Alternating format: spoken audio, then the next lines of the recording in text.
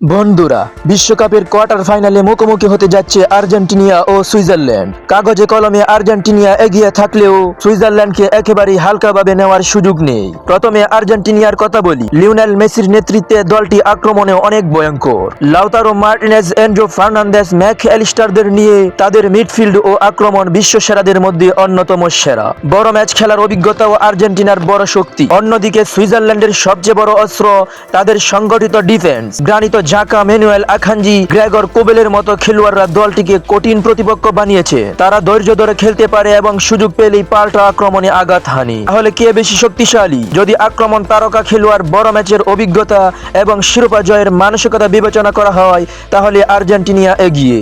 তবে যদি ম্যাচটি রক্ষণাত্মক